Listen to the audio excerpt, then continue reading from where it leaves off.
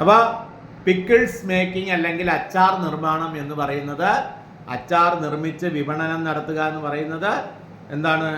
ഒരു സ്വയം തൊഴിൽ പ്രോജക്റ്റ്. അപ്പം നിങ്ങൾ സ്വന്തമായി ഒരു സ്ഥാപനം തുടങ്ങുകയാണ്. അപ്പോൾ അതിനായിട്ട് നമ്മളൊരു ബാങ്കിൽ ചെല്ലുമ്പോൾ ആ ബാങ്കുകാർക്ക് എന്ത് വേണം? എന്താണ് ചെയ്യുന്നത്, എവിടെയാണ് ചെയ്യുന്നത്, എപ്പോഴാണിത് തുടങ്ങുന്നത്, എത്ര രൂപ മുടക്കുന്നു, എത്ര രൂപ അതിൽ നിന്ന് പ്രതിമാസം വരുമാനം കിട്ടുന്നു, ഒരു വർഷം എത്ര രൂപ വരുമാനം കിട്ടുന്നു, അത് അടുത്ത വർഷം ഒരു 5 വർഷത്തേക്കുള്ള ഇതിൻ്റെ വളർച്ച എങ്ങനെയാണ്, മനസ്സിലായില്ലേ? തുടങ്ങിയ കാര്യങ്ങളൊക്കെ എഴുതി തയ്യാറാക്കുന്ന ഒരു രേഖയുടെ പേരാണ് എന്ത് പറയുന്നത്? പ്രോജക്റ്റ്. അപ്പോൾ അതിനകത്ത് നിങ്ങളെ സ്കൂളിലൊക്കെ പ്രോജക്റ്റ് എഴുതി കൊടുത്തിട്ടില്ലേ? ആമുഖം, ഒരു ഇൻട്രഡക്ഷൻ വേണം അല്ലേ? പിന്നെ അതിനൊരു എന്താണ് ചെയ്യുന്നത്, എവിടെ, എന്ത്, ആര്, എങ്ങനെ, എപ്പോൾ തുടങ്ങിയ കാര്യങ്ങൾക്കെല്ലാം ഉത്തരമായിട്ട് നമ്മൾ അതിനൊരു ആമുഖം എഴുതുക അല്ലേ? പിന്നെ അത് കഴിഞ്ഞിട്ട് ഇതിൻ്റെ ലക്ഷ്യം എന്താണ്, ഈ പ്രോജക്റ്റിൻ്റെ ലക്ഷ്യം എന്താണ്? ഇപ്പോൾ സ്വയം തൊഴിൽ കണ്ടെത്തുവാനായി അഭ്യസ്തവിദ്യയായ ഒരു യുവതിക്ക് ഒരു സംരംഭം തുടങ്ങുക എന്നുള്ളതാണ് ഈ പ്രോജക്റ്റിൻ്റെ ലക്ഷ്യം. മനസ്സിലായോ? ഈ പ്രോജക്റ്റ് തുടങ്ങുന്നതിലൂടെ എന്താണ്? നമുക്കൊരു വരുമാനം ഉണ്ടാക്കുന്നത് കൂടാതെ ഈ പ്രദേശത്തെ ജനങ്ങൾക്ക് ഈ പ്രോജക്റ്റിൻ്റെ ഫലമായി നല്ല പിക്കിൾസ് അല്ലെങ്കിൽ നല്ല ഉൽപ്പന്നങ്ങൾ വിതരണം ചെയ്യാൻ കഴിയുക എന്ന് പറയുന്നതും ഈ പ്രോജക്റ്റിൻ്റെ ഒരു ലക്ഷ്യമാണ്. മനസ്സിലായോ? ഇനി ആരാ ഇതിൻ്റെ ഗുണഭോക്താക്കൾ? ഇവിടെ നിന്ന് സേവനം വാങ്ങുന്നവർ, ഇവിടെ നിന്ന് അച്ചാർ വാങ്ങി ഉപയോഗിക്കുന്നവർ, അവരവരുടെ ഒരു ഗുണഭോക്താക്കളാണ്. ഒപ്പം സംരംഭം തുടങ്ങി വരുമാനം കണ്ടെത്തുവാനുള്ള നിങ്ങളുടെ പരിശ്രമത്തിനിടയിൽ സംരംഭകനും ഒരു ഗുണഭോക്താവാണ്. അതല്ല ഈ പ്രോജക്റ്റിൻ്റെ ആകെ നേട്ടം എന്ന് പറയുന്നത് സംരംഭം തുടങ്ങി വിജയിപ്പിക്കുന്ന ആളിനാണ്. പിന്നെ എന്തൊക്കെ പ്രവർത്തനങ്ങളാണ് ഇതിൻ്റെ ഭാഗമായി ചെയ്യുക? മനസ്സിലായില്ലേ? ഇപ്പോൾ ഒരു അച്ചാർ നിർമ്മാണമാണെങ്കിൽ എന്താ ചെയ്യുക? രാ മെറ്റീരിയലൊക്കെ വാങ്ങിക്കുക അല്ലേ? ഇഞ്ചി, മാങ്ങ, നാരങ്ങ, നെല്ലിക്ക തുടങ്ങിയ അച്ചാറിന് വേണ്ടുന്ന സാധനങ്ങൾ വാങ്ങി അത് സൈസ് അനുസരിച്ച് കട്ട് ചെയ്ത് വേണ്ട മസാലകളും ഒക്കെ ചേർത്ത് വിവിധ തരത്തിലുള്ള അച്ചാറുകൾ വാണിജ്യാടിസ്ഥാനത്തിൽ നിർമ്മിക്കുന്നു.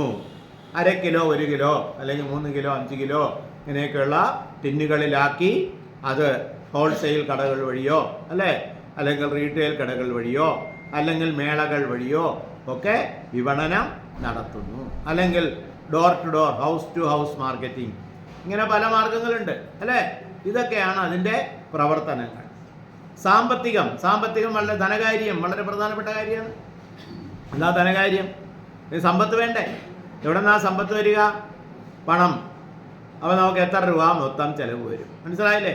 അപ്പോൾ ഒരു കട വാടകയ്ക്ക് എടുക്കുകയാണ് അല്ലെങ്കിൽ റൂം വാടകയ്ക്ക് എടുക്കുകയാണെങ്കിൽ അതിൻ്റെ അഡ്വാൻസ് കൊടുക്കണമല്ലോ. ഈ അഡ്വാൻസിന് ബാങ്ക് തരത്തില്ല, നമ്മുടെ കയ്യിൽ നിന്ന് തന്നെ അഡ്വാൻസ് കൊടുക്കും. മനസ്സിലായോ? എന്നിട്ടോ ഇതിന് സ്ഥിരമായി വേണ്ടി വരുന്ന സാധനങ്ങളുണ്ടല്ലോ. ഏതൊക്കെയാ? ഇപ്പോൾ അടുപ്പ്, ഗ്യാസ് കണക്ഷൻ, കൊമേഴ്സ്യലായിട്ട് പാത്രങ്ങൾ അല്ലേ, അതിൻ്റെ weighing machine, fridge, mixie, furniture, shelf, ഇങ്ങനെ സ്ഥിരമായി വേണ്ടി വരുന്നതിനെ നമുക്ക് സ്ഥിര ചെലവുകൾ എന്ന് പറയാം അല്ലേ? സ്ഥിര ചെലവുകൾ എന്ന് പറയും. അപ്പോൾ നല്ല ഒരു യൂണിറ്റ് തുടങ്ങുന്നു, ഒരു 2 ലക്ഷം രൂപ അല്ലെങ്കിൽ 1.5 ലക്ഷം രൂപ, അതിന് സ്ഥിര ചെലവാണ്. മനസ്സിലായോ? പിന്നെ അപ്പോൾ അതിന് സ്ഥിര ചെലവായിട്ട് ഒരു ഭാഗം ഉണ്ടാകും. അപ്പോൾ 1.5 ലക്ഷം രൂപ സ്ഥിര ചെലവാണ്. പിന്നെ എന്ത് ചെയ്യുന്ന, ഒരു ബാച്ച് അച്ചാർ ഉണ്ടാക്കാൻ വേണ്ടുന്ന നാരങ്ങ, നെല്ലിക്ക, മാങ്ങ തുടങ്ങിയവയൊക്കെ വാങ്ങിച്ച് അതിന് റാ മെറ്റീരിയൽ എന്ന് പറയും. എന്ത് പറയും? അസംസ്കൃത വസ്തുക്കൾ അല്ലേ? ഇതിന് വേണ്ടുന്ന റാ മെറ്റീരിയൽ വാങ്ങിച്ച് എന്നിട്ട് അച്ചാർ അല്ലെങ്കിൽ കറി പൗഡറൊക്കെ പ്രൊഡ്യൂസ് ചെയ്ത് അത് പാക്കറ്റിലാക്കി ലേബൽ ചെയ്ത് അല്ലേ, എന്നിട്ട് വിപണനത്തിന് നിങ്ങൾ കൊണ്ടുപോകുന്നു അല്ലെങ്കിൽ കൊടുത്തയക്കുന്നു അല്ലേ? അപ്പോൾ അങ്ങനെയുള്ളതിന് എന്താ പറയുക? അതിന് വേണ്ടുന്ന പ്രവർത്തന മൂലധനം അല്ലേ? 1 ലക്ഷം രൂപ, 1.5 ലക്ഷം രൂപ നമുക്ക് സ്ഥിരമായി ചിലവ് വേണം. 1 ലക്ഷം രൂപ പ്രവർത്തന മൂലധനവും വേണം. ഈ പ്രവർത്തന മൂലധനം എന്ന് പറയുന്നത് എന്തിനു വേണ്ടിയിട്ടാണെന്നറിയോ? പ്രവർത്തന മൂലധനം ഒരു ബാച്ച് ഉണ്ടാക്കാൻ വേണ്ടിയിട്ട്. ഉദാഹരണമായിട്ട് ഒരു റാ മെറ്റീരിയലൊക്കെ ഒരു 10 ദിവസം കൊണ്ട് വാങ്ങിച്ച് ഒരു 20 ദിവസം കൊണ്ട് നിങ്ങൾ അച്ചാറുണ്ടാക്കി എല്ലാം കൂടെ ഒരു 30 ദിവസം കൊണ്ട് അച്ചാറ് ഇത്ര പാക്കറ്റ്, 500 പാക്കറ്റ്, 600 പാക്കറ്റ്, 1000 പാക്കറ്റ് റെഡിയാവുന്നു, അല്ലെങ്കിൽ ബോട്ടിൽ റെഡിയാക്കുന്നു. മനസ്സിലായോ? എന്നിട്ട് അത് ക്യാഷായിട്ടും വിൽപ്പന നടത്താം. മാർക്കറ്റിങ്ങിന് പോകണമല്ലോ. മാർക്കറ്റിംഗ് കടകളിൽ കൊടുക്കാം. കടകളിൽ കൊടുത്താൽ ഉടൻ പൈസ കിട്ടില്ല, ചിലപ്പോൾ 15 ദിവസം പിടിക്കും, 1 മാസം കഴിഞ്ഞ് തരും. മനസ്സിലായില്ലേ? ചിലപ്പോൾ ക്യാഷായിട്ടും പോവും, കുറേ ക്രെഡിറ്റ് ആയിട്ടും പോവും. അപ്പം നമ്മൾ 1 ലക്ഷം രൂപ മുടക്കി ഈ റാ മെറ്റീരിയലും മറ്റും വാങ്ങിച്ച് കൂലിയും കൊടുത്ത് നമ്മളിവിടെ ചേർന്നൊക്കെ ചെയ്ത് ഇത് വിറ്റ് വരുമ്പോൾ 1.5 ലക്ഷം രൂപയായി തിരിച്ചു വരുന്നുവെങ്കിൽ അതിന് എത്ര സമയമെടുക്കും? ചിലപ്പോൾ 2 മാസമോ 3 മാസം. അതിനെയാണ് ഒരു വർക്കിംഗ് ക്യാപിറ്റൽ സൈക്കിൾ എന്ന് പറയുന്നത്. അപ്പോൾ ഒരു വർഷം എത്ര പ്രാവശ്യം നടക്കും? 4 പ്രാവശ്യം അല്ലെങ്കിൽ 5 പ്രാവശ്യം വർക്കിംഗ് ക്യാപിറ്റൽ സൈക്കിൾ ഉണ്ടാവും. ഒരു പ്രാവശ്യത്തേക്ക് വേണ്ടിയിട്ടുള്ളതാണ് ബാങ്ക് തരുന്നത്. ഒരു പ്രാവശ്യത്തേക്ക് വേണ്ടി വരുന്ന വർക്കിംഗ് ക്യാപിറ്റലിന് ആവശ്യമായ തുകയാണ് ആര് തരുന്നത്? ബാങ്ക് തരുന്നത്. മനസ്സിലായോ? ഒരു പ്രാവശ്യത്തേക്കുള്ള തുകയാണ് ബാങ്ക് തരുന്നത്. അത് നമ്മൾ പിന്നെ അടുത്തോളം അത് വരുമല്ലോ, പൈസ തിരിച്ചു വരുമ്പോൾ വീണ്ടും അത് ഉപയോഗിച്ച് നമുക്ക് 1 or 2 പ്രാവശ്യത്തേക്കുള്ള തുക അത്തരത്തിൽ തരും. മനസ്സിലായോ? അപ്പോൾ ഇതിനകത്ത് സ്ഥിര ചെലവുകൊണ്ട്, പ്രവർത്തനമുണ്ട്. അപ്പോൾ 2.5 ലക്ഷം രൂപ ചിലവാക്കി തുടങ്ങുന്നു. അപ്പം നിങ്ങൾ എത്ര മുടക്കും? ഏത് പ്രോജക്റ്റിലും 15 മുതൽ 25% വരെ ആര് മുടക്കണം? സംരംഭകൻ മുടക്കണം. അപ്പോൾ നമ്മൾ 2.5 ലക്ഷം രൂപയുടെ പ്രോജക്റ്റ് ആണെങ്കിൽ 50,000 പ്രൊമോട്ടേഴ്സ് കോൺട്രിബ്യൂഷൻ, പ്രൊമോട്ടർ അല്ലെങ്കിൽ തുടങ്ങുന്ന ആൾ മുടക്കും 50,000. ബാക്കി 2 ലക്ഷം രൂപ നമ്മളിപ്പോൾ PMFMEയോ അത് പ്രകാരമോ മറ്റോ ബാങ്ക് ലോൺ എടുക്കും. ആ ബാങ്ക് ലോൺ എടുക്കുന്നതിൽ തന്നെ പഞ്ചായത്ത് ഏരിയ ആണെങ്കിൽ 35% സബ്സിഡി ഉണ്ട്. 2 ലക്ഷം രൂപ എടുക്കുന്നു, 70,000 രൂപ സബ്സിഡി ഉണ്ട്. ബാക്കി 1.30 നിങ്ങൾക്ക് സ്വന്തമായി തിരിച്ചടയ്ക്കേണ്ടി വരിക. മനസ്സിലായോ? അപ്പം അങ്ങനെയൊക്കെയാണ് ഈ പ്രോജക്റ്റ്. അപ്പോൾ പണം എവിടെ നിന്ന് വരുന്നു? അപ്പോൾ നമ്മൾ എത്ര മുടക്കുന്നു? നമ്മൾ 80,000 മുടക്കുന്നു, സബ്സിഡി 70,000. അപ്പോൾ ടോട്ടൽ 2 ലക്ഷം ബാങ്ക് തരും. നിങ്ങൾ സബ്സിഡി ബാങ്കിൽ വന്ന് കിടക്കും. നിങ്ങൾ 2-3 വർഷം ഇത് കൃത്യമായി തിരിച്ചടച്ച് കഴിയുമ്പോഴാണ് നിങ്ങളുടെ യൂണിറ്റിൻ്റെ ഇൻസ്പെക്ഷനൊക്കെ നടത്തി സബ്സിഡി അക്കൗണ്ടിലേക്ക് എന്ത് ചെയ്യുന്നത്? വരവ് വയ്ക്കും. നോർമലി ഒരു 5 വർഷ കാലാവധിയൊക്കെ നമുക്ക് വയ്ക്കാൻ പറ്റും. ഇത്രയും മനസ്സിലായോ? പല പല സ്കീമുകളാണ്. PMFME പോലുള്ള സ്കീമുകൾ, PMEGP പോലുള്ള സ്കീമുകളിൽ 35% സബ്സിഡി ഉണ്ട്. എന്നാൽ നിങ്ങൾ വേറെ സ്കീമിൽ പോയാൽ ചിലപ്പോൾ കുറച്ച് സബ്സിഡി ആയിരിക്കും. പല പല സ്കീമിന് പലതരത്തിലുള്ള സബ്സിഡി. അപ്പോൾ അങ്ങനെ എൻ്റെ ധനകാര്യം പറയുക. പിന്നെ എൻ്റെ നേട്ടകോട്ട വിശകലനം, എങ്ങനെ എപ്പോഴാണ് ഇതൊക്കെ ചെയ്യുന്നത്, മാർക്കറ്റ് എന്താണ്, ഇതിൻ്റെ മാർക്കറ്റിംഗ് എങ്ങനെയാണ്. അപ്പോൾ ഇത്രയും ചെയ്ത് നമ്മൾ 2.5 ലക്ഷം രൂപ ചിലവാക്കി, 1.5 ലക്ഷം രൂപ സ്ഥിര ചെലവ്, 1 ലക്ഷം രൂപ പ്രവർത്തന മൂലധനം കൊണ്ടുവരുമ്പോൾ ഇത് തുടങ്ങിയാൽ ഒരു വർഷം എത്ര ടേൺ ഓവർ നടക്കും? 3 മാസത്തിലൊരിക്കൽ നിങ്ങൾ എത്ര രൂപയുടെ 1.5 ലക്ഷം രൂപയുടെ സാധനം വിൽക്കുമെങ്കിൽ അപ്പോൾ 4 ടേൺ ഓവർ നടക്കുമല്ലോ. അപ്പോൾ 6 ലക്ഷം രൂപയുടെ കച്ചവടം നടക്കും. മനസ്സിലായോ? അപ്പോൾ 6 ലക്ഷം രൂപയുടെ ബിസിനസ് നടക്കും. 4 ലക്ഷം രൂപ നമുക്ക് ഇതിനകത്ത് ചിലവാകും. 2 ലക്ഷം രൂപ നമുക്ക് ഇതിൽ നിന്ന് ലാഭം കിട്ടും. മനസ്സിലായോ? അപ്പോൾ എത്ര? 12.96 അല്ലേ? 2 ലക്ഷം രൂപ എന്ന് പറയുമ്പോൾ ഒരു 8,300 രൂപ ഒക്കെ ലാഭം. അപ്പോൾ 2 ലക്ഷം ആകുമ്പോഴോ എത്രയാണ് കിട്ടുക? നമ്മളിപ്പോൾ ഒരു ശരാശരി എത്ര? 6 ലക്ഷം രൂപ ചിലവ്, 2 ലക്ഷം ചിലവായി, 4 ലക്ഷം രൂപ, 6 ലക്ഷം രൂപ വരവ്, 4 ലക്ഷം രൂപ ചിലവ്, 2 ലക്ഷം രൂപ ലാഭം എന്ന് പറഞ്ഞാൽ ഒരു 8 തൊട്ടും 16 ഒന്നും 17, ഒരു 17,000 രൂപയോളം ലാഭം കിട്ടും. മനസ്സിലായോ? 17,000 രൂപ ലാഭം കിട്ടിയാലോ ബാങ്കിൽ നിന്ന് 2 ലക്ഷം രൂപ ലോൺ എടുക്കണില്ലേ? അപ്പോൾ അതൊരു 10-11% ആണെങ്കിൽ ശരാശരി 2,300 വെച്ച് അടയ്ക്കണം, 4,600 രൂപ വെച്ച് അടയ്ക്കണം. അപ്പോൾ 18,500 രൂപ കിട്ടും. 4,500 രൂപ ബാങ്കിലടയ്ക്കും.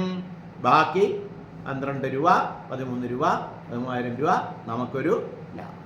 ഇങ്ങനെയുള്ള ഒരു കണക്കാണ് നമുക്ക് കൃത്യമായി ബാങ്കിന് പ്രോജക്റ്റിൻ്റെ ഭാഗമായി കൊടുക്കുന്നത്. അപ്പോൾ ബാങ്കിൽ അടയ്ക്കേണ്ടതിൻ്റെ എത്ര ഇരട്ടിയാണ് നമുക്ക് ടോട്ടൽ ലാഭം?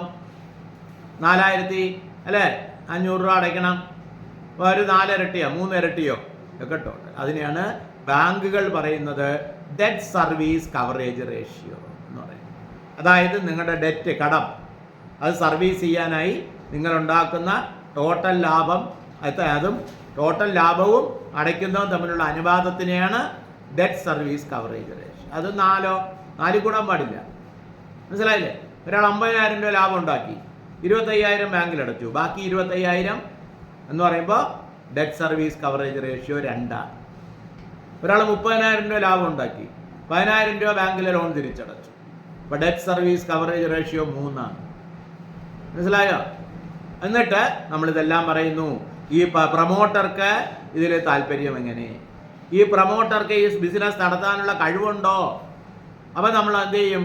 നമ്മൾ അതിനകത്ത് സ്ഥാപിക്കേണ്ടത്, അപ്പം നിങ്ങൾക്ക് പറയാം ഇന്നൊരു സ്കിൽ ട്രെയിനിങ് ലഭിച്ചിട്ടുണ്ട്, അതിലൂടെ ഇത് ശാസ്ത്രീയമായി അല്ലേ അച്ചാർ നിർമ്മാണം പഠിച്ചിട്ടുണ്ട്, ITI സർട്ടിഫിക്കറ്റ് നേടിയിട്ടുണ്ട്, കഴിഞ്ഞ 5 വർഷമായി 6 വർഷമായി 3 വർഷമായി ഈ ഫീൽഡിൽ നിൽക്കുന്ന തൊഴിൽ പരിചയം ഉണ്ട്.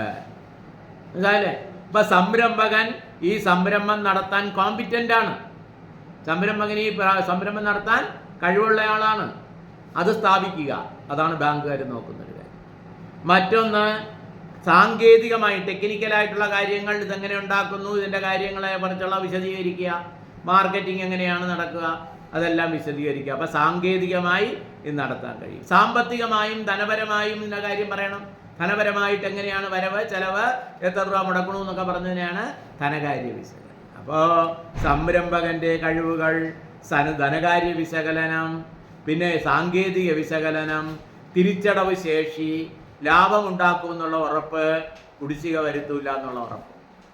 ബാങ്കുകളെ സംബന്ധിച്ചിടത്തോളം 3 തവണ കുടിശ്ശിക വരുത്തി കഴിഞ്ഞാൽ ആ ലോൺ തുക മുഴുവൻ കിട്ടാക്കടമായി മാറ്റണം എന്നാണ്. പിന്നെ നിങ്ങളുടെ യൂണിറ്റ് പ്രവർത്തിച്ചാലും എന്ത് ചെയ്യണം?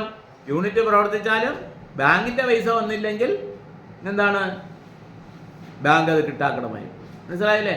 ഇനി ബാങ്കിൽ അടച്ചുകൊണ്ടിരിക്കണു, യൂണിറ്റ് നേരെ വർക്ക് ചെയ്യണില്ലെങ്കിലോ ബാങ്ക് ഒന്ന് ഇൻസ്പെക്ട് ചെയ്യുമ്പോൾ എങ്ങനെയെങ്കിലും അടച്ചാൽ പോരാ, കടം വാങ്ങിച്ചൊന്നും അടച്ചാൽ പറ്റില്ല, യൂണിറ്റിൽ നിന്ന് തന്നെ ഇൻകം ജനറേറ്റ് ചെയ്യും. അപ്പോൾ നിങ്ങൾക്ക് വരുമാനം കണ്ടെത്താനുള്ള ഏറ്റവും നല്ല സംഗതി ഒരു സംരംഭം തുടങ്ങുക. അതിന് വേണ്ടുന്ന പ്രോജക്റ്റ് എങ്ങനെ തയ്യാറാക്കാം, ഈ കാര്യങ്ങളൊക്കെ നമ്മൾ പ്രോജക്റ്റിനകത്ത് എഴുതണം. എൻ്റെ പേരാണ് പ്രോജക്റ്റ് തയ്യാറാക്കുക. ഓക്കെ, എഴുതി തുടങ്ങാം. ശരി.